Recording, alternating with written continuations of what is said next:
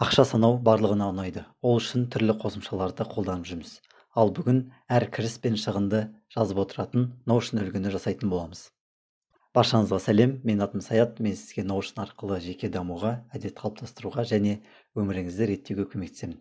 Алдымен кіріс пен шығынды бақылауға арналған классикалық қосымшаларды қарап көрейік. Олардың басты мақсаты тапқан және құртылған ақшаны тіркеп отыру және қазіргі сәтте сізде қанша ақша бар екенін көрсету. Ал бұл функцияларды Notion'да оңай жасауға болады. Бірден сіздерге бұл үлгіні Notion'да таныстырып өтейін. Бұл жерде біз екі кесте бар. Біреуі операциялар, екіншісі калькулятор. Операциялар деген жерде әр шығын мен кірісті жазып отырамыз. Мына жақта көргендеріңіздей мысалға стипендия жазылып тұр кіріс ретінде және шығын ретінде Астанаға кеткен, жолға кеткен ақша және тамақтың ақшасы тұр мысалға. Және де мына үстіндегі калькулятор деген кесте бізге бүкіл кірістер мен шығындардың сомасын санайды, және олардың айырмашылығын көрсетеді, және ол бізде қазіргі сәтте қанша ақша бар екенін көрсетіп тұрады. Егер бұл үлгіні қолданғыларыңыз келсе, астындағы сілтеме бойынша жазып алып, өзгертіп өздеріңізге қолдана берсеңіздер болады. Оны қалай қолданатынын білмесеңіздер, мына оң жақ үстіндегі үлгіні қалай қолданамыз деген видеоны көрсеңіздер болады. Ал енді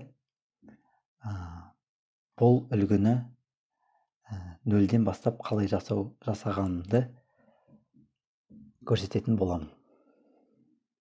Әдеттегідей ең бірінші жаңа бет ашамыз.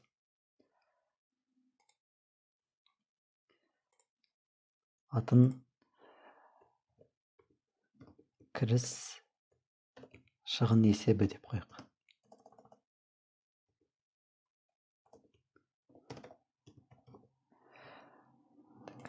Иконка таңдаймыз. Қалғанша сөздер жазсаңыздар шығады. Осылай әмиян бар екен. Одан кейін кавер үшін мен алдын ала дайындап қойған суретті қойық. Ол үшін change cover, upload және менің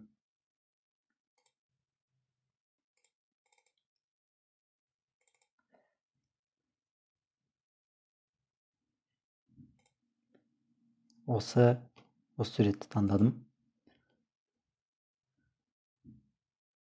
Бірнеше уақыт загрузкасы болады.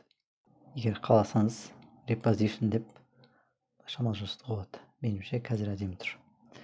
Ең бірінші бос жерге басамыз да inline table дейміз.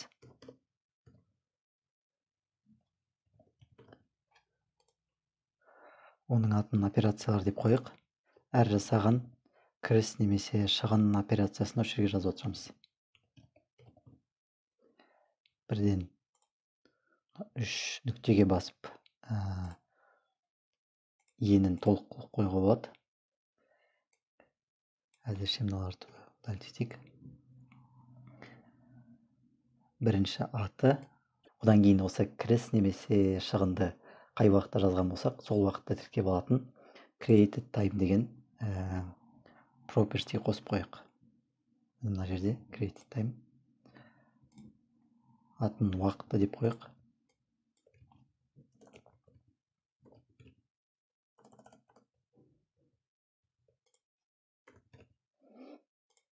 Және одан кейін tag, ол бізде қандай түр екені, ол біз негізі select деп таңдаймыз, бірақ алдыңғы жолы істеп жүрген сияқты бірінші текст деп аламыз. Одан кейін қайтадан алдын ала дайындалып қойған осы тегтер бар. Мысалға кіріс немесе шығын болса, ол қандай, мысалға транспортқа кетті ме немесе тамаққа кетті ме деген сияқты жазып отырсақ болады. Осыны Ctrl-V жасаймын, қоям. Одан кейін мына тегті selectке айналдырам. Кейін олардың бәрі өтір арқылы жазылған үшін бөлек тегтерге айналып кетті. Бірден түстерін өзгертіп тастайық.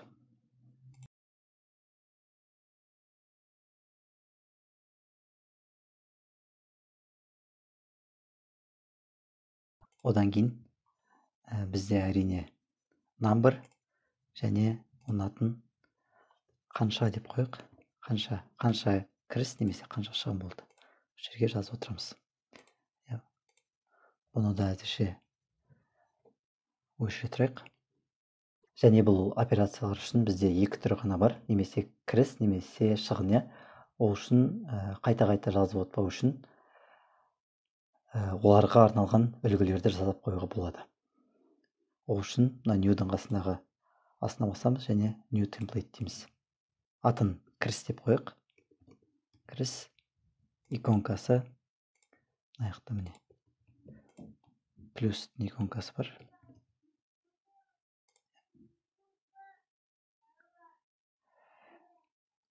Әзірше осы жетеді. Және екінші тағы да бір template, ол шығын.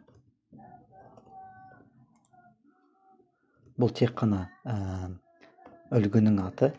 Ал мысалға біз жаңа бет жасаған кезде оның атын өзіміз қоятын боламыз. Соны шатаспау керек. Мына жерде майнус, шығын минус бізде. Әзірше осылай тұрсын. Енді осының астына тағы бір тейбл жасаймыз. Оның аты калькулятор деп аталатын болады. Inline table.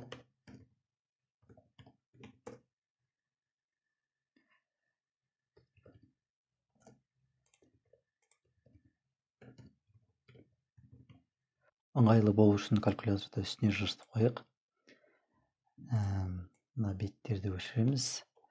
Бұл жерде екі ғана бет болады. Біреуі кірістер деген, және біреуі шығындар деген. Екіншісі бізде roll-up болады, бірақ roll-upты жасау үшін бізде басқа тейблмен relation болу керек. Сол үшін бірінші relation жасаймыз. Relation жерге операциялар.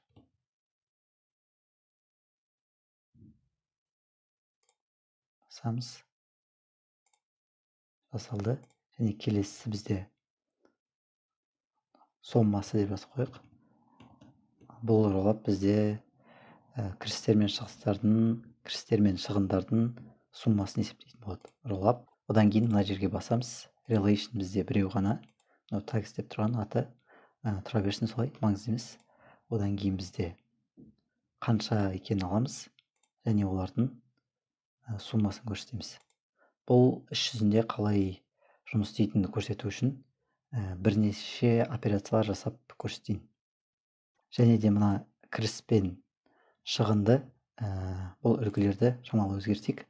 Өйткені бізде жаңа relation пайда болды мына жерде. Мысалға кіріс болған кезде бұл relation to бірден кірістер деген бетке relation болу керек. Кірістер деген бетке шығында да солай істейміз. Edit деп басамыз. Міндетті түрде. Және бұл жерде шығындарды таңдаймыз. Енді түсінікті болу үшін және бұл екі тейблді тексеру үшін бірнеше операциялар жасап көрейік.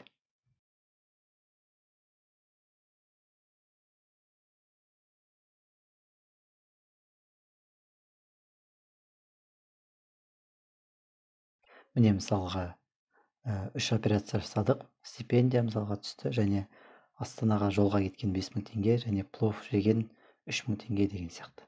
Енді мына калькуляторға қарайтын болсақ, мына соммасы деген жерде бүкіл кірістердің суммасын, ал мынау шығындарда бүкіл шығындардың суммасын санап тұр. 5000 мен 3000-ды және бұл калькулятордың ең соңғы нүктесі ретінде мына жерде range дейміз және бұл сан бізге қазір бізде қанша ақша бар екенін көрсетіп тұрады. Басында айтқандай, міне барша кірістер мен шығындарды жеке-жеке жазып отырады және олардың суммасын жасап айырмашылығын тауып бізге қазір қанша ақша бар екенін көрсетіп тұр.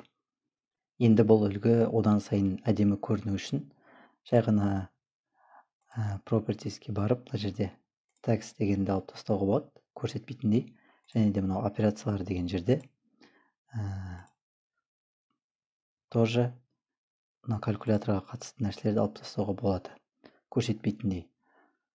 Сонда осындай әдемі екі кестеден тұратын өте қарапайым үлгі шығады. Видео пайдалы болды деп ойлаймын. Егер ұнаса лайк қойыңыз, сұрақтарыңыз болса пікір қалдырыңыз. Егер сізге жеке даму, әдет, тәртіп тақырыптары қызық болатын болса, арнаға жазылып, қоңыраушаны басып, жаңа видеоларды жіберіп алмаңыз. Келесі видеоларда кездескенше.